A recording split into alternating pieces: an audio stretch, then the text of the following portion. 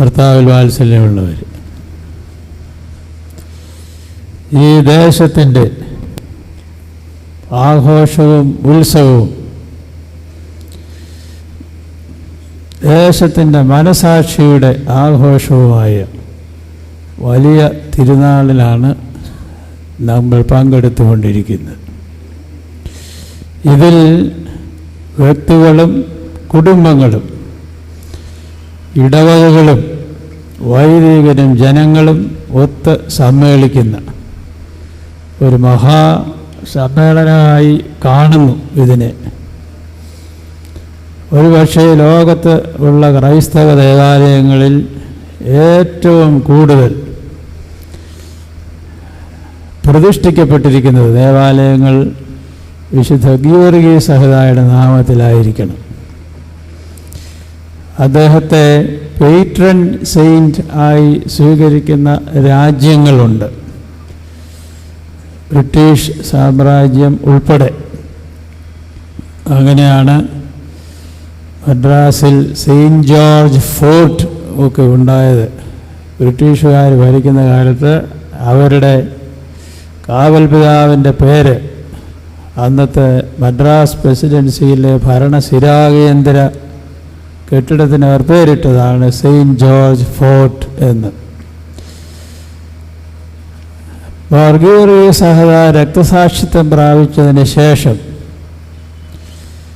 കിഴക്കും പടിഞ്ഞാറും ഒന്നുപോലെ അദ്ദേഹത്തെ അംഗീകരിക്കുകയും അദ്ദേഹത്തെ സംസ്കരിച്ച സ്ഥലത്ത് കേവലം ഒരു സ്മാരകം മാത്രമല്ല,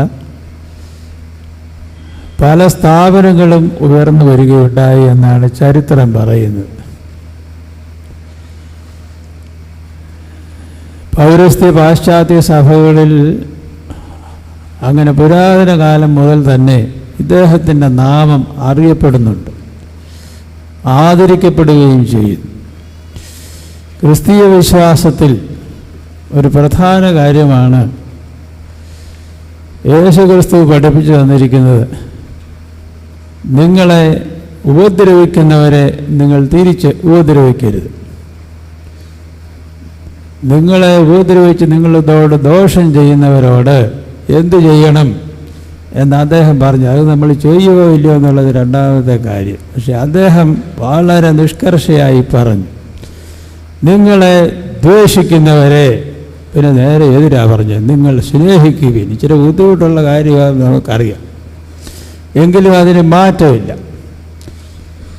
ഇത് അക്ഷരാർത്ഥത്തിൽ പാലിക്കുന്നതിന് വേണ്ടി ശ്രമിച്ച ആളുകൾ അന്ന് മുതലേ ഉണ്ടായിട്ടുണ്ട്. എന്നാൽ പുരാതനമായ വളരെ വിഖ്യാതമായ സാമ്രാജ്യങ്ങളിൽ മനുഷ്യരെയും മറ്റെല്ലാ ജീവജാലങ്ങളെയും കൊന്നൊടുക്കുകയും കെട്ടിടങ്ങളെല്ലാം നശിപ്പിക്കുകയും ചെയ്ത് ആധിപത്യം സ്ഥാപിക്കുന്നതിനെയാണ് വീരത്വം എന്നറിയപ്പെട്ടു. വീർ എന്ന് പറഞ്ഞാൽ മാൻലിനെസ്, പുരുഷത്വം എന്നാണ് അർത്ഥം. അങ്ങനെയാണ് വീരൻ എന്ന പദം ഉണ്ടായത്. അപ്പോൾ ഏറ്റവും വലിയ വീരൻ, ഹെർക്കുലീസ് എന്നൊക്കെ പറഞ്ഞാൽ വലിയ ടൈറ്റൻ എന്ന് പറഞ്ഞാൽ അവർ ഏറ്റവും കൂടുതൽ ആളുകളെ തോൽപ്പിക്കുകയോ കൊല്ലുകയോ ചെയ്യുന്നത്, അവരാണ് വീരന്മാർ. ഈ ധാരണയായിരുന്നു പുരാതന ലോകത്തെല്ലാം ഉണ്ടായിരുന്നത്. അത് റോമാ സാമ്രാജ്യത്തിലും പേർഷ്യൻ സാമ്രാജ്യത്തിലും ഒക്കെ ഗ്രീസിലുമൊക്കെ അങ്ങനെയായിരുന്നു. ഏറ്റവും വലിയ ആളുകൾ, ഏറ്റവും വലിയ വീരന്മാർ. വീരന്മാരെന്ന് പറഞ്ഞാൽ മറ്റു മനുഷ്യരെയെല്ലാം കീഴടക്കി അധീശത്വം സ്ഥാപിക്കുന്നത് ആരോ അതാണ് വീരൻ. ഇതിനൊരു പൊളിച്ചെഴുത്തുണ്ടായത് ഈ കിഴക്ക് ദേശത്ത് ശ്രീബുദ്ധൻ എന്നയാൾ അദ്ദേഹം പഠിപ്പിച്ച ഒരു തത്വം, അതിൽ പ്രധാനമായതൊന്ന് അഹിംസ എന്നാണ്. ഇത് തന്നെ മഹാത്മാഗാന്ധിജി പിന്നീട് സ്വീകരിച്ചു. യേശുക്രിസ്തുവിൻ്റെ പർവ്വത പ്രസംഗത്തിലെ അംശങ്ങൾ ഗാന്ധിജി ഹൃദയത്തോട് ചേർത്ത് വെച്ചത് ഇതിൻ്റെ അടിസ്ഥാനത്തിലായിരുന്നു. നിങ്ങളെ ഉപദ്രവിക്കുന്നവർക്ക് വേണ്ടി പ്രാർത്ഥിക്കണം എന്നത് മനുഷ്യ മനസാക്ഷിയിൽ വളരെ പുതിയ ഒരു കാര്യമാണ്. അങ്ങനെ ആയിരുന്നില്ല ആദ്യകാലത്ത്. അഹിംസ എന്ന് പറഞ്ഞാൽ മനുഷ്യരെ കൊല്ലാതിരിക്കുന്ന കാര്യം മാത്രമല്ല, ഒരു ജീവിയെയും ഉപദ്രവിക്കുകയില്ല എന്നാണ് അതിൻ്റെ അർത്ഥം. നമ്മുടെ നാട്ടിലുണ്ടായ പല മതങ്ങളിൽ ഒരു മതത്തിലുള്ള ആളുകൾ അവരുടെ സന്യാസിമാർ പ്രത്യേകിച്ച് ഈ വായും മൂക്കും കൂടെ ഒരു കഷ്ണം തുണി കൊണ്ട് മൂടി, ജൈന മതക്കാരുടെ കാര്യമായി പറയുന്നത്, ഈ ആശുപത്രി രോഗികളെ കാണാൻ പോകുന്നവർ ചെയ്യുന്ന അല്ലെങ്കിൽ ഒന്ന് കെട്ടി മൂടിക്കൊണ്ട് നമുക്കൊന്നും മനസ്സിലാകത്തില്ല ഇതെന്നാന്ന്. അതിൻ്റെ അർത്ഥം ഒരു പ്രിൻസിപ്പിളുണ്ട് അതിൻ്റെ പുറകിൽ. ശ്വാസം കൊണ്ട് പോലും ഒരു ജീവിയെയും നോവിക്കാൻ പാടില്ല. ഈ കിഴക്കൻ സഭയിലെ സന്യാസിമാർക്ക് തല ഇങ്ങനെ മൂടുന്ന ഒരു രീതിയുണ്ട്. എന്നാൽ കോപ്റ്റിക് എത്യോപ്യൻ പാരമ്പര്യങ്ങളിൽ ചെന്നാൽ അവർ ചെവിയൂടെ അങ്ങ് മൂടും. ഇതെങ്ങനെയാണ് ഉണ്ടായത്? നമ്മുടെ പൗലോസ് ഗ്രിഗോറിയോസ് തിരുമേനിയോട് ഒരിക്കൽ സംശയം ചോദിച്ചു, എന്താ ഇതിൻ്റെ ചരിത്രം. അദ്ദേഹം ചരിത്രത്തിൽ നിന്നോ അല്ലാതെയോ പറഞ്ഞു, നമ്മൾ ഈ മസ്നബ്സ എന്ന് പറയുന്ന ഷീമ എന്നാണ് ഇതിൻ്റെ അർത്ഥം. ശരിക്കും പറഞ്ഞാൽ ഇതാ മസ്നബ്സ, ഈ വലിയ മൂടുന്ന സാധനം. ഒരു സന്യാസി, ക്രൈസ്തവ സന്യാസി, അദ്ദേഹം ഇങ്ങനെ പുറത്തോട്ട് നോക്കിയപ്പോൾ തെരുവിൽ ഒരു സന്യാസി കാണാൻ കൊള്ളരുതാത്ത ഏതാണ്ട് അവിടെ ഉണ്ടായിരുന്നു. അപ്പം അദ്ദേഹം പറഞ്ഞു, ഇത് ഞാൻ കാണുന്നില്ല എന്ന് പറഞ്ഞു കറുത്ത ഒരു തുണി എടുത്ത് തലയങ്ങ് മൂടിയെന്നും, അങ്ങനെ അത് പതിവായെന്നും, അങ്ങനെ മുഖവും കണ്ണുമൊക്കെ മൂടിയിരുന്ന് കുറേ കഴിയുമ്പോൾ ഇങ്ങനെ ഉയർന്ന് ഇവിടം വരെ ആയെന്ന അദ്ദേഹത്തിന് വളരെ രസമായിട്ട് പറയും. എന്നാൽ ഇന്നും എത്യോപ്യൻ, ഈജിപ്ഷ്യൻ ഓർത്തഡോക്സ് സഭകളിൽ ഇങ്ങനെ നമ്മളിങ്ങനെ കെട്ടുന്ന, ഞങ്ങൾ കെട്ടുന്ന പോലെയല്ല, ഇതിലൂടെ കെട്ടി താടിക്കിങ്ങനെ കെട്ടും, ചെവിയോടെ അങ്ങ് മൂടും. നമ്മൾ ഈ ചെവി തുറന്നു വെച്ചിരിക്കുന്നത് എന്തിനാന്ന് എനിക്കറിയാൻ വയ്യ, വേണ്ടാത്തൊക്കെ കേൾക്കാൻ വേണ്ടിയിട്ടായിരിക്കും. അഹിംസ എന്ന് പറഞ്ഞാൽ ഒരു ജീവിയെയും, മനുഷ്യനെ ആകട്ടെ പ്രാണികളെ ആകട്ടെ, ഒന്നിനെയും നോവിക്കുകയില്ല, പിന്നല്ലേ കൊല്ലേണ്ടത്. ഈ ഒരു തത്വം കിഴക്ക് ദേശത്തുണ്ട്, ഇവിടുത്തെ സംസ്കാരത്തിൽ അലിഞ്ഞു ചേർന്നിട്ടുണ്ട്. ഇപ്പോൾ നമ്മുടെ സംസ്കാരത്തിൻ്റെ ഒരർത്ഥം നമ്മൾ വിട്ടുവെച്ച് കൊല്ലുകയും സംസ്കരിക്കുകയും ചെയ്യുന്ന സംസ്കാരമായി നമുക്ക്, മറ്റേ സംസ്കാരമെല്ലാം നമ്മൾ കൈവിട്ടുകളെ. അങ്ങനെയാണ് ഈ രാജ്യത്തൊരുത്തിനെ തൂക്കിലിടുമ്പം അപ്പുറത്തെ രാജ്യത്തൊരുത്തിനെ തൂക്കിലിടാൻ വിധിച്ചേച്ച് ഇഷ്ടിയേക്ക് തളിക്കടിച്ച് കൊല്ലും. ഉടനെ ഇവിടെ അതിൻ്റെ പ്രതികാരം ചെയ്യും, വേറൊരുത്തിനെ ഇവിടെ തടി കൊണ്ടടിക്കും, മൃതപ്രായനായി കിടക്കും. ഇതിൻ്റെ പേരെന്നാ? ഇതൊരു സംസ്കാരമാണെന്ന് നമുക്ക് തോന്നും. അപ്പം നേരത്തെ ഉണ്ടായിരുന്ന അഹിംസയെ സംസ്കരിച്ച ശേഷം ഹിംസയെ ഉയർത്തെഴുന്നേൽപ്പിച്ചു കൊണ്ട് നടക്കുകയാണ് നമ്മൾ. ക്രിസ്തീയ സഭ ഉണ്ടായ കാലത്ത് യേശുക്രിസ്തു പഠിപ്പിക്കുകയും പിന്നെ അദ്ദേഹം ചെയ്ത് കാണിക്കുകയും അദ്ദേഹത്തോട് അടുത്ത് നിന്നവർ അത് കണ്ട് അനുകരിക്കുകയും ചെയ്ത് തത്വം ഇതായിരുന്നു: നിങ്ങളെ ഉപദ്രവിക്കുന്നവരെ ഉപദ്രവിക്കാൻ പാടില്ല. പ്രതികാരം ചെയ്യുമ്പോൾ മനുഷ്യൻ്റെ മനസ്സിലുണ്ടാകുന്ന വികാരം എന്താണ്? സംതൃപ്തിയാണോ, കപട സംതൃപ്തിയാണോ, ഗൂഢമായ സന്തോഷമാണോ, ഞാൻ മറ്റൊരാളിനെ തോൽപ്പിച്ച് കേമനായി എന്ന് പറയുന്നതാണ് എന്താ നമ്മുടെ മനസ്സിലുണ്ടാകുന്ന മനോവികാരം? അതെന്തായാലും അത് അസ്ഥിരമാണ്, പൊള്ളയാണ്, അതിന് വിലയുമില്ല എന്നാണ് കർത്താവ് പഠിപ്പിച്ചത്. പ്രതികാരം ചെയ്യാൻ പാടില്ല, പ്രതികാരം യഹോവയ്ക്കുള്ളതല്ലോ എന്ന് അദ്ദേഹം പറഞ്ഞു. അതുകൊണ്ട് തന്നെ കുരിശിൽ തൂക്കിയവർക്ക് വേണ്ടി കുരിശിൽ കിടന്ന് പ്രാർത്ഥിച്ചതായിട്ട് പ്രസംഗിക്കുന്നവരാണ് ഞങ്ങളെല്ലാവരും. ഇവിടെ ഇരിക്കുന്ന ഞങ്ങൾ കറുത്ത വേഷം ധരിച്ചവരെല്ലാം ഇത് കൂടെ പറയുന്നതാണ്. കുരിശിൽ തൂക്കി കർത്താവിനെ കുരിശിൽ കിടന്നവർ അദ്ദേഹം പറഞ്ഞു, പിതാവേ ഇവരോട് ക്ഷമിക്കണമെന്ന്. നമ്മളൊക്കെ ആണെങ്കിൽ വേണ്ട, അവർ രണ്ട് കൊടുത്തേക്കണം, അവനാ എന്നെ അടിച്ചത് എന്ന് നമ്മൾ പറയും. എന്നാൽ അദ്ദേഹം നമുക്കെല്ലാം മാതൃകയായി മരിക്കാൻ കിടക്കുന്ന ആൾ പറഞ്ഞു, പിതാവേ ഇവരോട് ക്ഷമിക്കണേ, എന്നതാവൻ ചെയ്യുന്ന അറിയാൻ മേല. അത് വളരെ ശരിയാണ്. എന്താ ചെയ്യുന്നെന്നും പറയുന്നതെന്ന് അറിയാൻ മേല എന്നുള്ളത് പച്ച പരമാർത്ഥമാണ് അന്നും ഇന്നും. ഇയ്യോബ് എന്ന് പറയുന്ന മനുഷ്യൻ, അദ്ദേഹത്തെയാണ് ക്ഷമയുടെ വലിയ മൂർത്തിഭാവമായിട്ട് പറയുന്നത്. അദ്ദേഹത്തിന് വലിയ അനർത്ഥങ്ങളുണ്ടായി. അതിൻ്റെ കാരണക്കാരൻ പിശാചാണെന്ന് വേദപുസ്തകം പറയും. ഉള്ളതെല്ലാം പോയി, മക്കളും പോയി, സ്വത്തും പോയി, അവസാനം ജീവൻ മാത്രം ബാക്കിയുണ്ട്, ശരീരത്തെ മുഴുവൻ മരണവുമായി. എങ്ങനെ അങ്ങനെ ഇപ്പോഴല്ലോ അത് ഉടനെ പോയി വെട്ടിയാതെയോ DDT ഇതിൻ്റെയോ വല്ലതും ചെയ്താൽ. പക്ഷെ അദ്ദേഹം അങ്ങനെയൊന്നും ചെയ്തില്ല. എന്നാൽ പറഞ്ഞു, ഞാൻ ജനിക്കണ്ടായിരുന്നു പറഞ്ഞു കുറേ പരാതി അങ്ങ് പറഞ്ഞു. ആ പരാതി പറയുന്നതിൻ്റെ ഇടയ്ക്ക് അദ്ദേഹം പറഞ്ഞു, വെള്ളി വെളിച്ചം മിന്നുന്ന പോലെ പറഞ്ഞു, അവനെന്നെ കൊന്നാലും ഞാൻ അവനെ വിടുകയില്ല, സ്നേഹിക്കും.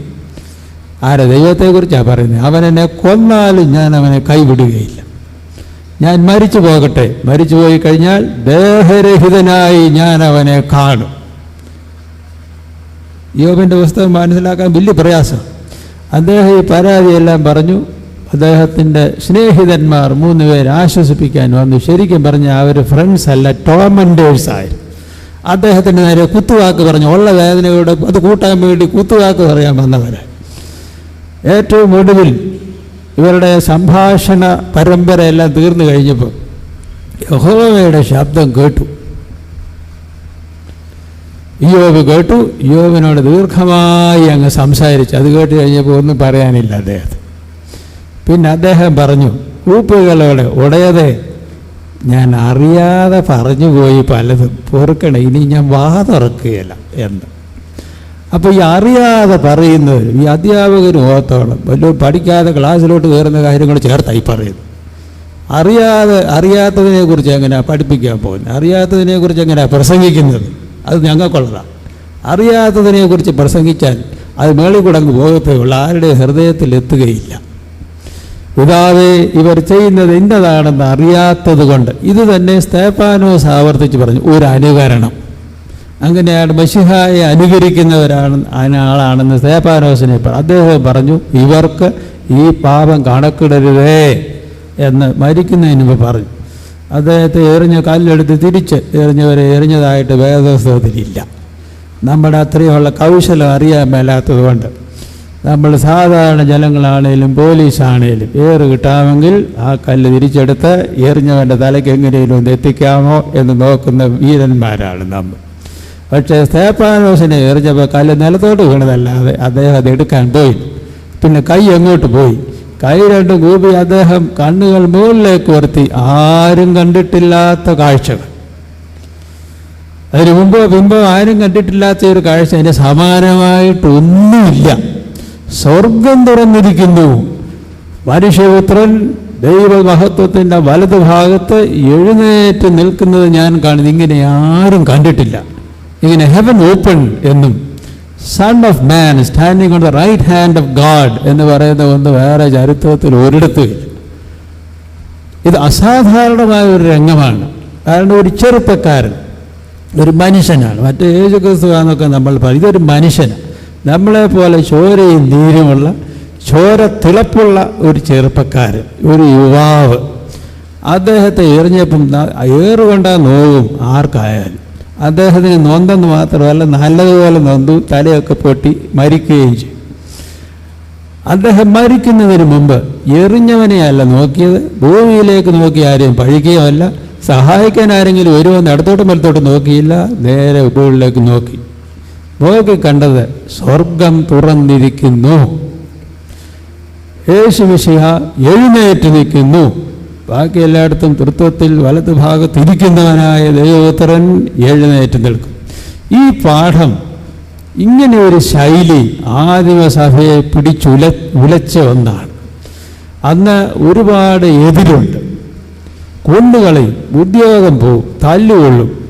അങ്ങനെ ഒരു സ്ഥിതിയിൽ എങ്ങനെ നിലനിൽക്കും വിശ്വാസവും കൊണ്ട്?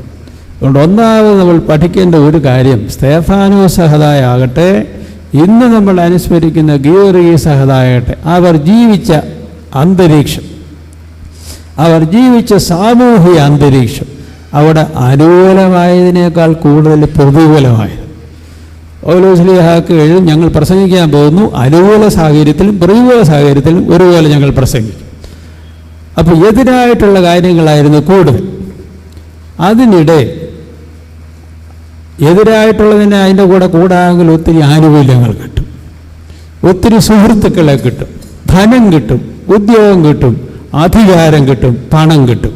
ഇതിൽ കൂടുതൽ എന്നതാ മനുഷ്യന് വേണ്ടത്? ഈ പെടാപ്പാട് പെടുന്നതൊക്കെ ഇതിനു വേണ്ടിയിട്ടല്ലേ? പണം വേണം, അധികാരം വേണം, വേണ്ടി വന്ന അധീശത്വവും കൂടെ സ്ഥാപിക്കണം ആരുടെയും മേൽ. പിന്നെ സ്വാധീന ശക്തി വേണം, പദവികൾ വേണം. ഇതൊക്കെ ആ സാധാരണ മനുഷ്യനെ സ്വാധീനിക്കുന്നു.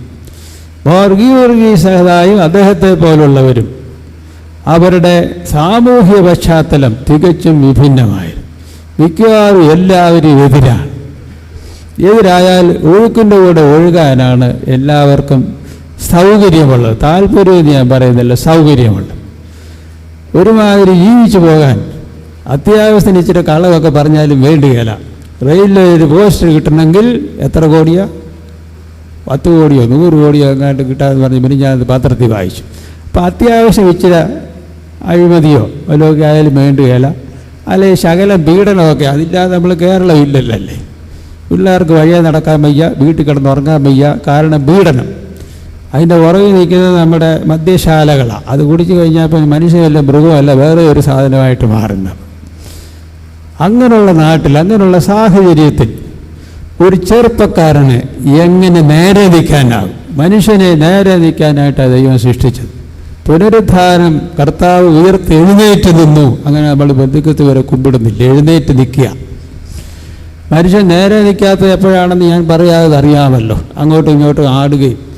ഇപ്പോൾ ചില കോളേജിൽ പോകുന്ന പിള്ളേരൊക്കെ പറയും റോഡരിയിലൊരു പാമ്പിനെ കണ്ടെന്ന് പറയും. അപ്പോൾ നമ്മൾ വിചാരിക്കും പാമ്പായിരിക്കുന്നതല്ല, ഇതാ സാധനം. ഇതകത്തോട്ട് ചെന്നത് പാമ്പിനേക്കാൾ വിഷമുള്ള സാധനമാണ്. അതുകൊണ്ട് റോഡരിയിൽ കിടക്കുന്ന പാമ്പ് എന്നവർ പറയും. അങ്ങനെയുള്ള സാഹചര്യങ്ങൾ എതിരായി നിൽക്കുന്ന സാഹചര്യങ്ങൾ ആകർഷണീയമായി വന്നാൽ മനുഷ്യൻ എന്തു ചെയ്യും? അനുകൂലം കരുതുന്ന ഒന്നുമില്ല. നേരെ സത്യത്തിന് വേണ്ടി നിന്നാൽ തല്ലുകൊള്ളും, മനുഷ്യൻ പുച്ഛിക്കും, തുപ്പും, ഉദ്യോഗം നഷ്ടപ്പെട്ടു പോകും. ഇല്ലാത്ത കഥകളെല്ലാം ഇടത്ത് കൈയിൽ എഴുതി ഊപക്കത്തെഴുതും. അതാണല്ലോ ഏറ്റവും ലേറ്റസ്റ്റ് നമ്മുടെ കയ്യിലുള്ള തന്ത്രം. ആരോടെങ്കിലും വിരോധമുണ്ടെങ്കിൽ ഇടത്ത് കൈ കൊണ്ട് എഴുതി പേര് വെക്കാതെ, ഇപ്പോഴത്തെ പത്തനംതിട്ട ഭാഷയെ പറഞ്ഞാൽ പിതൃശൂന്യമായ ഒരു കത്ത് അങ്ങോട്ട് കാച്ചി കൊടുക്കും. അത് ആ ആളിന് ഇങ്ങനെയാണ് അങ്ങനെയാണ്, ലോകത്ത് നടക്കാത്ത കാര്യങ്ങളെല്ലാം എഴുതി വെക്കും. ഇങ്ങനെയുള്ള കാര്യങ്ങളൊക്കെ നടക്കാൻ ഞാൻ വേറെ കഥ പറഞ്ഞതൊന്നുമല്ല, അവിടെ ഇവിടെയൊക്കെ ചിലതൊക്കെ കേട്ടേച്ചൊക്കെയായി പറയുന്നത്. ഇങ്ങനെയൊക്കെയുള്ള എതിർപ്പ് വന്നാൽ ആരെങ്കിലും സത്യത്തിന് വേണ്ടി എഴുന്നേറ്റ് നിൽക്കുമോ? ഇതൊക്കെ സഹിച്ച് എങ്ങനെ നിൽക്കും? എല്ലാം അവിടെ കളഞ്ഞങ്ങ് പോയാലും വേണ്ടിയല്ല എന്നിട്ട് ഇട്ടേച്ച് പോകും. പക്ഷേ സ്തേഫാനോസ് ആകട്ടെ, വർഗീസ് സഹത ആകട്ടെ, ഏറ്റവും പ്രതികൂലമായ സാഹചര്യങ്ങളുടെ മധ്യത്തിൽ എഴുന്നേറ്റ് നിന്നു സത്യത്തിന് വേണ്ടി, ജീവിത വിശുദ്ധിക്ക് വേണ്ടി. രണ്ടാമത്തെ കാര്യം അതാണ്.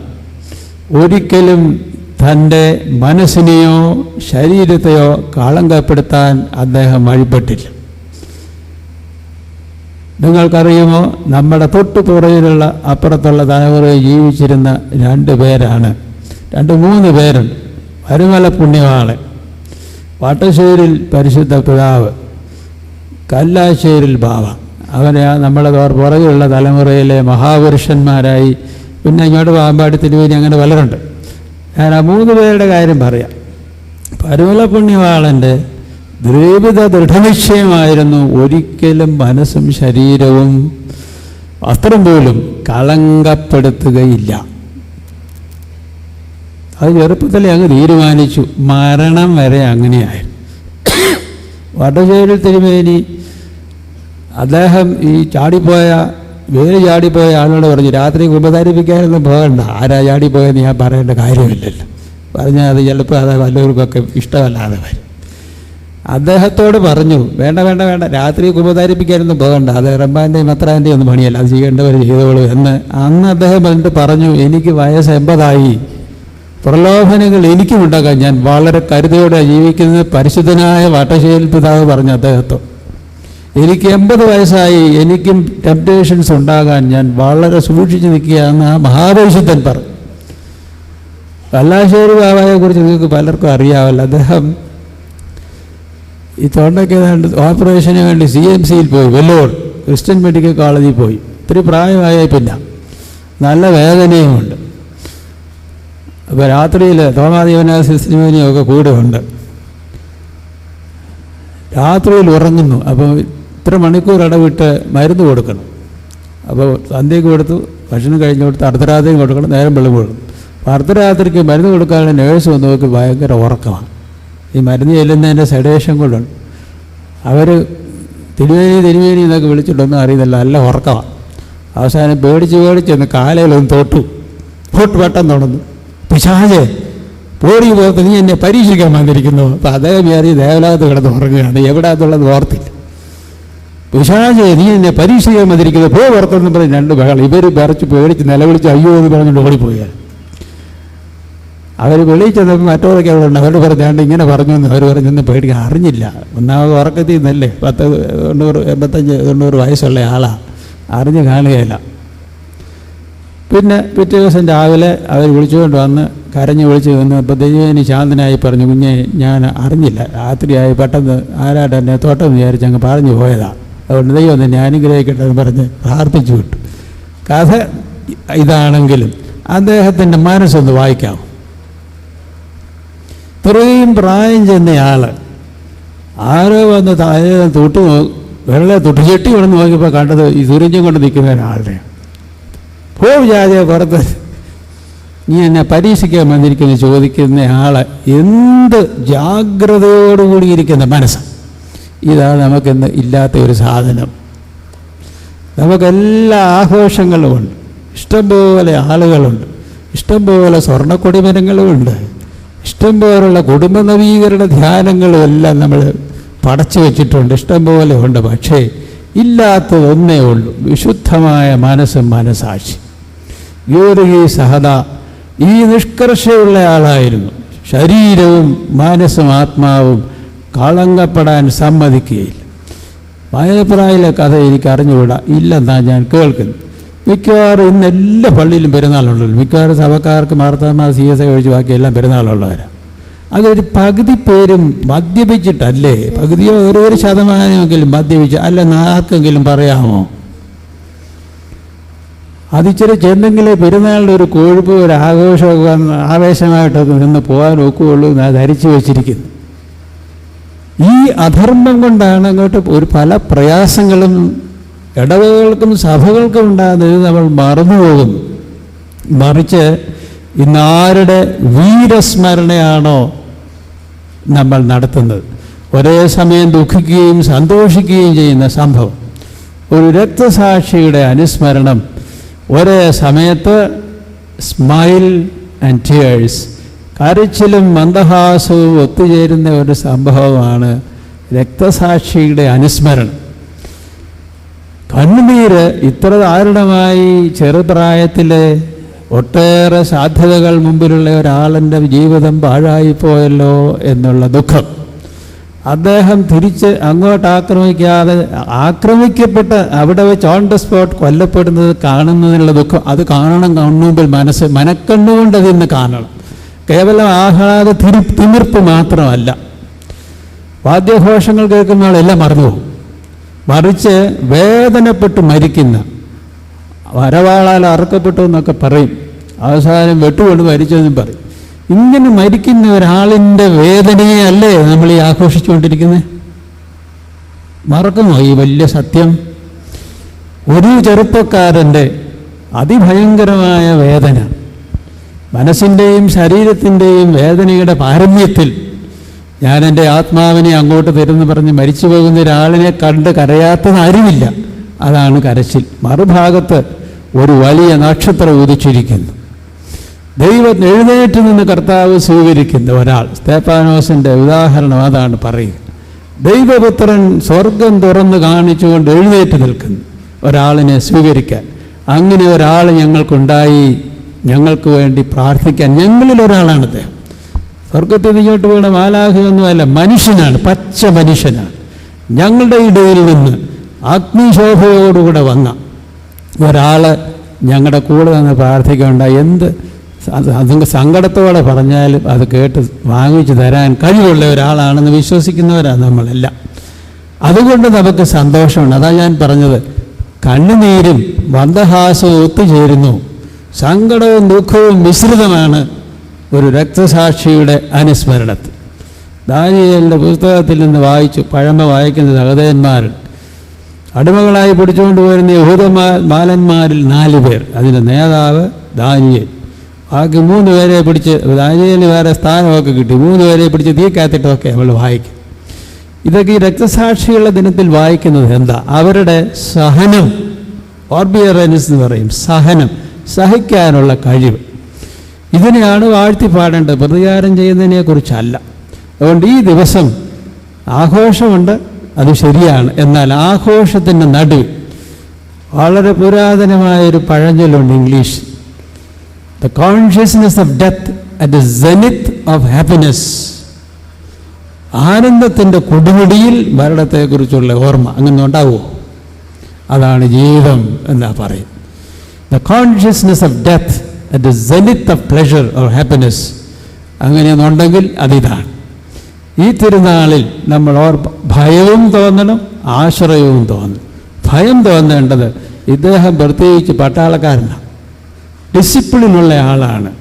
അച്ചടക്കമില്ലാത്തവർക്ക് ഗീവർഗീസാദായുടെ അടുത്തോട്ട് ചെല്ലാനൊക്കെ ഈ സാധനം കയ്യിലിരിപ്പുണ്ട്.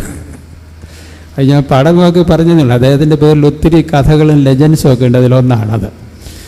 വളരെ ഭയപ്പാട് വേണം. കാരണം നല്ല അച്ചടക്കത്തിൽ, പട്ടാളക്കാരൻ്റെ അച്ചടക്കത്തിൽ ജീവിച്ച ആളായതുകൊണ്ട് അച്ചടക്ക ലംഘനം കണ്ടാൽ പൊറുക്കുകയില്ല. അതാണ് ഒന്നാമത്തെ പാഠം. അച്ചടക്ക ലംഘനം ഏതെങ്കിലും രീതിയിലുണ്ടായാലും എവിടെ നിന്നുണ്ടായാലും അത് അദ്ദേഹത്തിൻ്റെ മുമ്പിൽ ശിക്ഷാർഹമായിരിക്കും. ഇവർക്ക് ദൈവത്തിൻ്റെ ശക്തി കിട്ടിയിട്ടുള്ള, അവരുടെ സ്വന്തം ശക്തിയല്ല, രക്ഷിക്കാനും ശിക്ഷിക്കാനും അനുഗ്രഹിക്കാനും നിഗ്രഹിക്കാനുമുള്ള കഴിവ് ഈ വിശുദ്ധന്മാർക്ക് ദൈവം കൊടുത്തിട്ടുണ്ട്. അവരുടെ സ്വന്തം ശക്തി അല്ല. അതിനെയാണ് അവർ പ്രയോഗിക്കുന്നത്. അവർ പറഞ്ഞാൽ അത് നടക്കും. മഴ പെയ്യട്ടെ നടക്കും. ഇന്നലെ എന്താ അവിടെ മഴ പെയ്ത്? ഈ ഏതാടെ മധ്യസ്ഥത കൊണ്ട് ചൂട് പിടിച്ച് ആഹപ്പാട് വിഷമിച്ചിരിക്കുന്നത് നമുക്ക് വൈകിട്ട് റാസയ്ക്ക് പോയപ്പോൾ വലിയ ബുദ്ധിമുട്ടില്ല, തിരിച്ചു വരാൻ പറ്റി. തിരിച്ചു വന്നപ്പോൾ അച്ഛൻ്റെ കാപ്പ നനഞ്ഞിട്ടില്ലായിരുന്നു. എന്താ കാര്യം? ചൂട് കുറവായിരുന്നു. അതുകൊണ്ട് അവർ പറഞ്ഞാൽ അത് നടക്കും. കാരണം ദൈവത്തിൻ്റെ മനസ്സും അവരുടെ മനസ്സും ഒരേ നേർരേഖയിൽ വരും. The will of God and the will of മാൻ ഒന്നിച്ചു വന്നാൽ അവിടെ അത്ഭുതം നടക്കും. അവിടെ ഒരു വിശുദ്ധൻ ജനിക്കുന്നു. ഇത് രണ്ടും ചേരുന്ന സ്ഥലത്ത്. സാഹിത്യം അല്പം അറിയാവുന്നവർ പലർക്കും ഇവിടെ അഭിപ്രായം ഇവിടെ വെച്ച് പറയണമെന്ന് എനിക്കറിഞ്ഞുകൂട. ടൈംലെസ് ആയിട്ടുള്ളത് ടൈമുമായിട്ട് ഇങ്ങനെ വന്ന് ഇൻ്റർസെക്റ്റ് ചെയ്താൽ അവിടെ ഒരു വിശുദ്ധൻ ജനിക്കുമെന്നാണ് പറയാം. God is timeless. സമയത്തിന് അതീതനായവൻ സമയത്തിൽ വന്ന് അതിനെ മുറി വെട്ടി ചേരുമ്പോൾ അവിടെ ഒരു വിശുദ്ധൻ ജനിക്കുന്നു, അല്ലെ വിശുദ്ധ ജനിക്കുന്നു. അങ്ങനെ ഇദ്ദേഹത്തിൻ്റെ അടുത്ത് വരുമ്പോൾ ഭയം വേണം മനസ്സിൽ. അവിശുദ്ധമായി വികലമായി അച്ചടക്കമില്ലാതെ ജീവിക്കുന്നവർക്ക് ഈ പെരുന്നാളിൽ പങ്കില്ല. അഥവാ ഉണ്ടെന്ന് വിചാരിച്ചാൽ അവർക്ക് ശിക്ഷയായിരിക്കും കിട്ടുക. മറിച്ച് നല്ല ആശ്രയബോധത്തോടെ ചുങ്കക്കാരൻ പ്രാർത്ഥിച്ചതുപോലെ ഒരവകാശവാദവുമില്ലാതെ, എൻ്റെ ദൈവമേ പാവിയായ എന്നോട് കരുണ ചെയ്യണമേ എന്നുള്ള ഏറ്റവും ഉത്തുംഗമായ പ്രാർത്ഥന, അത് ചൊല്ലിക്കൊണ്ട് ഈറുസാദായെന്ന് വിളിച്ചാൽ ഉത്തരം കിട്ടും. കാരണം അദ്ദേഹത്തിൻ്റെ വലിയ ഗുണം, ഏറ്റവും വലിയ നമ്മളെ ആകർഷിക്കുന്ന ഗുണം, ഏതെങ്കിലും മനുഷ്യൻ അപകടത്തിലോ ആപത്തിലോ പെട്ടാൽ അദ്ദേഹം ഓടി അവിടെ വരും. ഏതെങ്കിലും ഇത് വിശ്വസിച്ചുള്ളൂ. അക്ഷരാർത്ഥത്തിൽ ശരിയാണ്. നമ്മളിപ്പോൾ ഈയിടെ അന്തരിച്ചു പോയ ഈവാനിയോസ് തിരുമേനി, അതിനു മുമ്പ് കടന്നുപോയ ബർന്നബാസ് തിരുമേനി, നമ്മൾ ഡൽഹിയിലെ വീലക്സീനോസ്, ഇവർ 3 പേരും അതികഠിനമായ രോഗാവസ്ഥയിൽ ആശുപത്രിയിൽ വെച്ച് അങ്ങ് മരിച്ചു എന്നുള്ള നിലയിൽ എത്തിയവരാണ്. 3 പേര് എനിക്ക് നേരിട്ട് അറിയാം. അതുകൊണ്ടായി പറയുന്നത്. വീലക്സീനോസ് തിരുമേനി എന്നോട് നേരിട്ട് പറഞ്ഞിട്ടുണ്ട്.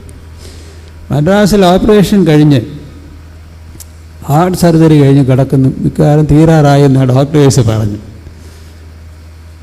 അന്നേരം അദ്ദേഹം വലിയ തിരുമേനിയെ കണ്ടെന്ന് എന്നോട് പറഞ്ഞു. തോമാദിവനാസി മുമ്പിലുണ്ട്, പേടിക്കണ്ടെന്ന് പറഞ്ഞു. അപ്രത്യക്ഷമായി. അത് രക്ഷപ്പെട്ടു. ബർന്നബാസ് തിരുമേനി അതുപോലെ ചികിത്സയിലായിരുന്ന ഒത്തിരി രോഗമുണ്ടായിരുന്നു, ക്യാൻസർ ഉൾപ്പെടെ. അതായത് ഇതുപോലെ എന്തോ ഒരു ദർശനം ഉണ്ടായി രക്ഷപ്പെട്ടു പോയി. പരുമല തിരുമേനിക്ക് കനകക്കല്ലൂരി നമ്മൾ കഥയിൽ വായിക്കുമല്ലോ, അന്നത്തെ വലിയ വസൂരി വന്ന് അമ്മാവൻ്റെ വസൂരി അനന്തരം കിട്ടി. മരിക്കാറായി കിടക്കുമ്പോൾ മാതാവിൻ്റെ ദർശനം കിട്ടി. മകനെ, നീ രക്ഷപ്പെടും, നിൻ്റെ ജീവിതം ദൈവത്തിന് കൊടുത്തേക്കാൻ പറഞ്ഞെന്നാണ്. അദ്ദേഹം അതോടുകൂടി സമർപ്പിച്ചു. മാതാവിനോട് വലിയ ബഹുമാനമായിരുന്നു. ഈവരീസായ പോലെ തന്നെ. തമ്പുരാനെ പറ്റമ്മയുടെ പ്രാർത്ഥനയാലേ എന്ന് പറഞ്ഞ് പരമലത്തിനയുടെ മുഖം ഇങ്ങനെ വിടരും. അത്ര വലിയ ഭക്തിയായിരുന്നു മാതാവിനോട്. ഈവരീസാദായിക്ക് അങ്ങനെ തന്നെ. അപ്പോൾ ഈ 3 പേരുടെ കാര്യം ഞാൻ പറഞ്ഞോളട്ടെ. പരിമളത്തിനുമയുടെ കാര്യം ഞാൻ പറഞ്ഞു, ഫീലിക്സ് തിരുമേനിയുടെ കാര്യം, ബർന്നബാസ്, ഏറ്റവും ഒടുവിൽ ഈവാനിയോസ് തിരുമേനി, ഞാനിപ്പോൾ എഴുതിക്കൊണ്ടിരിക്കുകയാണ്. അദ്ദേഹം അടയാറിൽ ചികിത്സയ്ക്ക് പോയി, ക്യാൻസർ ആയിരുന്നു. അത് ഇങ്ങനെ ഒരു ഘട്ടത്തിൽ ചെന്നപ്പോൾ മരിച്ചു എന്ന് പറഞ്ഞ് ഇവിടെ വാർത്ത വന്നു, ഫോണിൽ വന്നു മരിച്ചു. പക്ഷേ മരിച്ചില്ല, മരിച്ചുകൊണ്ടിരിക്കുകയായിരുന്നു. അദ്ദേഹത്തിന് ആ കൃത്യസമയത്ത് ഇതുപോലൊരു കണ്ടു, മുമ്പിൽ നിൽക്കുന്ന ആളിനെ കണ്ടു. നിൽക്കുന്ന ആൾ പറഞ്ഞു, എന്താ ഇങ്ങനെ കിടക്കുന്നത്, എഴുന്നേറ്റിരിക്കാൻ പറഞ്ഞു. പാമ്പാടി തിരുമേനിയെ കണ്ടെന്നാ, നല്ലതുപോലെ കണ്ടെന്നാ അദ്ദേഹം പറയുന്നു. കുറേ കഴിഞ്ഞിട്ട് ഡോക്ടേഴ്സ് ഇങ്ങനെ നോക്കിയപ്പോൾ ഈ കിടന്ന ആൾ എഴുന്നേറ്റിരുന്നു കുരിശ് വരയ്ക്കുന്നു. അതാണ് ഈവാനിയോസ് തിരുമേനി. അപ്പോൾ അപകടത്തിൽപ്പെട്ടവരെ അവരുടെ അടുത്തേക്ക് ഓടി വരുന്നവനാണ്. അതാണ് ഗീവർഗീസാദായും സെയിൻറ്റ് മേരിയുടെ വലിയ ഭക്തനായിരുന്നു. ഇവിടെ പാട്ടിട്ടപ്പോൾ ഞാനത് കേട്ടു. മാതാവേ മരതകമേ വലഞ്ഞല്ലോ അടിയാറിഞ്ഞ മാതാവിനെ വിളിച്ചാ പ്രാർത്ഥി. ഇത് ചില ചിത്രങ്ങളിലൊക്കെ അത് കാണാം. മാതാവിൻ്റെ ഇതിനെ കുത്തി കൊല്ലുന്നതിൻ്റെ മൂലയ്ക്ക് ദൈവമാതാവും കുഞ്ഞിനെ പിടിച്ചോണ്ടിരിക്കുന്ന ഒരു പടം. അത് വളരെ അപൂർവമാണ്. തിരുവല്ലയിലുണ്ട്, പാലിയേക്കര പള്ളിയിൽ. അപ്പോൾ ദൈവമാതാവിൻ്റെ വലിയ ഭക്തനായിരുന്നു. അങ്ങനെ ആരും അല്ല ഈ പാട്ട് ചുമ്മാ എഴുതി വെക്കത്തില്ല. ഇതൊക്കെ വാമൊഴിയായിട്ട് കിട്ടിയിട്ടുള്ള പാരമ്പര്യത്തിൽ എഴുതിയാണല്ലോ ഈ പാട്ടുകളൊക്കെ. അപ്പോൾ സെയിൻറ്റ് മേരിയുടെ അമ്മയുടെ വലിയ ഭക്തനായിരുന്നു ഗീവർഗീസാദ. അപ്പോൾ ഈ തിരുനാളിൽ ഭയവും വേണം, സ്നേഹവും വേണം. അദ്ദേഹത്തോടുള്ള ആശ്രയമോഹമാണ്. ദൈവത്തിൻ്റെ ശക്തിയാണ് അദ്ദേഹത്തിന്. അത് വിട്ടുമാറുന്നതല്ല. അതിന് തെളിവാണ് ഞാൻ പറഞ്ഞത്. ആർക്കെങ്കിലും അപകടമുണ്ടെങ്കിൽ സത്യമായി ഹൃദയം നമ്പരത്തോടെ വിളിച്ച് പറഞ്ഞാൽ അവിടെ കാണും ഈ കുതിരപ്പുറത്ത് വരുന്നയാൾ. ഇതിൻ്റെ അനുഭവം എത്രയോ പേർക്കുണ്ടായിരിക്കും. കാരണം ദൈവത്തിൻ്റെ ആലോചനയും ശക്തിയും തീരുമാനമാണ് അവരിലൂടെ വ്യാപരിക്കുന്നത്. അവർ മാമോദീസ മുങ്ങി വീണ്ടും ജനിച്ചവരാണ്. ഈ ബോൺ അഗെയിൻ എന്ന് പറയുന്നതിന് ഇവിടെ ഒരർത്ഥമുണ്ട്. കഴുത്തിലെ രക്തത്തിൽ മാമോദീസ മുങ്ങി എന്ന് പറഞ്ഞാൽ ബോൺ അഗെയിൻ എന്നുകൂടെ അല്ലേ അർത്ഥം. അപ്പം രണ്ടാമതൊരു മാമോദീസ മുങ്ങിയവരാണ് അവർ. ആ മാമോദീസ രക്തത്തിൽ കൊണ്ടുള്ള മാമോദീസ വീണ്ടും ജനിച്ച് വളരുന്നവരാണ്. അങ്ങനെ ഒരു മഹാപുരുഷനെ മുമ്പിൽ കണ്ടുകൊണ്ടുമാണ് ഈ പെരുന്നാളിൽ. ഇതിൽ അവ്യവസ്ഥതയായി ഒന്നും ഉണ്ടാകാൻ പാടില്ല. ഇതിൻ്റെ ആന്തരികാർത്ഥം ഈ ഞാൻ തുടങ്ങിയത് ഈ ദേശത്തിൻ്റെ ഉത്സവം, ഈ ദേശത്തിൻ്റെ മുഴുവൻ അനുഗ്രഹം, നമ്മുടെ 10 പേരുടെ അനുഗ്രഹം മാത്രമല്ല, ഈ നാട്ടിലുള്ള ആരും ആയിക്കൊള്ളട്ടെ, ഏത് മതസ്ഥരുമായിക്കൊള്ളട്ടെ, അവർക്കെല്ലാം അനുഗ്രഹത്തിൻ്റേതാണ് തിരുനാൾ. അവർക്ക് അവകാശപ്പെട്ടതാണിത്. ഒരുപടി ആളുകൾക്ക് വേണ്ടി മാത്രമല്ല, സ്നേഹിക്കാനും ക്ഷമിക്കാനും അപകടത്തിലും ദാരിദ്ര്യത്തിലും കഴിഞ്ഞിടത്തുകൊണ്ട് ഓടിച്ചെല്ലാനും ഒക്കെ പറഞ്ഞിരുന്ന ആളിൻ്റെ അനുസ്മരണയാണ് നമ്മൾ ഈ ചെയ്യുന്നത്. അത് പഠിക്കണം. അത് പഠിച്ചാൽ നമ്മുടെ മനസ്സും അതുപോലെ സംസ്കരിക്കപ്പെടും. മനസ്സിനെയും ജീവിതത്തെയും സംസ്കരിക്കാൻ, പൊട്ടിപ്പോയ ബന്ധങ്ങൾ, കുടുംബ ബന്ധങ്ങൾ വിളക്കി ചേർക്കാൻ, അകന്നുപോയ ഹൃദയങ്ങളെ അടുപ്പിക്കാൻ, ദുശീലങ്ങളുണ്ടെങ്കിൽ മാറാൻ. ഗീവർഗീസാദായുടെ നടയെന്ന് പറഞ്ഞാൽ ഇനി എൻ്റെ ആയുസ് ഞാൻ കൊടുക്കുകയില്ലേ, ഭാര്യയെ തല്ലുകയില്ലേ എന്ന് ഇവിടെ വന്ന് പറഞ്ഞേച്ചേ പോകാവൂ. ഇന്ന് ആരും കേൾക്കണ്ട. രഹസ്യമായിട്ടാണല്ലേ അവിടെ നിന്ന് പറയാം, എൻ്റെ സഹതായെ ഇനി ഞാൻ കുടിക്കത്തില്ലേ, എൻ്റെ കുടുംബത്തെ വഴക്കുണ്ടാക്കത്തില്ലേ എന്ന് നാടൻ ഭാഷയെ മനസ്സിൽ പറഞ്ഞേച്ച് പോകണമെന്ന് കുമ്പിട്ടേച്ച് വെക്കോ, നിങ്ങൾ അനുഗ്രഹിക്കപ്പെടും. ഭാര്യയും ഭർത്താവും വഴക്കുണ്ടെങ്കിൽ നിങ്ങൾ അതിന് തീർത്തേച്ചേ പോകാവൂ. അല്ലെങ്കിൽ അദ്ദേഹം ചൂരലുമായിട്ടൊക്കെ പുറകെ വരും. അത് ഓർത്തോണം. പള്ളിക്കൂടത്തിലും കോളേജിൽ പോകുന്നതിന് പഠിക്കാതെ ചുമ്മാ മാസിക 4 മടക്കി കട്ടത്തി വെച്ചുകൊണ്ട് ബസ്സിനെറിയാൻ പോയാൽ ഇദ്ദേഹം പിടിക്കും. വെറുതെ വിടുകയല്ല, ഓർക്കണം. രാഷ്ട്രീയം കളിക്കാൻ വേണ്ടി അല്ലല്ലോ പോകുന്നു. അപ്പോഴേക്ക് കോഴിക്കോട് യൂണിവേഴ്സിറ്റി വൈസ് പറഞ്ഞു പോയി, ക്യാമ്പസിൽ രാഷ്ട്രീയമില്ല. ഇപ്പം അയക്കെതിരെ തിരിഞ്ഞിരിക്കുക എല്ലാവരും കൂടി.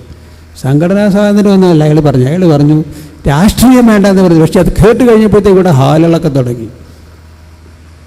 ഒരു കാരണവശാലും ലാഭം കിട്ടുമെന്ന് വിചാരിച്ചുകൊണ്ട് സഭയെ വിൽക്കാനും പാടില്ല. എന്തെങ്കിലും ഒരു പ്രയാസം തന്നെ മറ്റേ സഭയിലേക്ക് ചാടിപ്പോകുന്നത്. പണ്ടൊരാൾ ഉപയോഗിച്ച് പറഞ്ഞു, എന്തിനാ ഉപയോഗിച്ചു? പൂർണ്ണതയ്ക്കാണ് പോയെന്ന് പറഞ്ഞു. എന്താ പൂർണ്ണതയാണെന്നറിയാൻ മേല. അദ്ദേഹത്തിന് ഒത്തിരി പണവും സ്ഥാനമൊക്കെ കിട്ടി. അത് അതിൻ്റെ ചരിത്രം ഇങ്ങോട്ട് നോക്കി അറിയാം. അതാവട്ടെ, നമുക്ക് അവരെ ദോഷം പറയാനല്ലല്ലോ ഞാനിവിടെ ഇരിക്കുന്നെങ്കിലും സൗകര്യാർത്ഥം സഭയെ വിൽക്കരുത്. നമുക്ക് കിട്ടിയ ഒരു വിശ്വാസമുണ്ട്, അത് മരിക്കേണ്ടി വന്നാലും അത് വിട്ടു പോകരുത്. അതിൽ ഉറച്ചു നിൽക്കണം. സഭയോടും ദൈവത്തോടും കൂറുള്ളവരായിരിക്കണം. ഇടവകയോട് സ്നേഹമുള്ളവരായിരിക്കണം. വൈദികരെ ആദരിക്കണം. അപ്പോൾ പ്രായമുള്ളവരെ ബഹുമാനിക്കണം. ഇതൊക്കെ പഠിക്കുന്നതാണ് നമ്മുടെ സംസ്കാരം. അതിന് ഈ പെരുന്നാൾ മുഖാന്തരമാകട്ടെ എന്ന് ഞാൻ പ്രാർത്ഥിക്കുന്നു. നിങ്ങളോടൊപ്പം എല്ലാവർക്കും ദൈവത്തിൻ്റെ അനുഗ്രഹങ്ങളും മാർ ഗീവർഗീസ് സഹോദരന്റെ മധ്യസ്ഥതയുടെ അനുഗ്രഹങ്ങളും ഉണ്ടാവട്ടെ.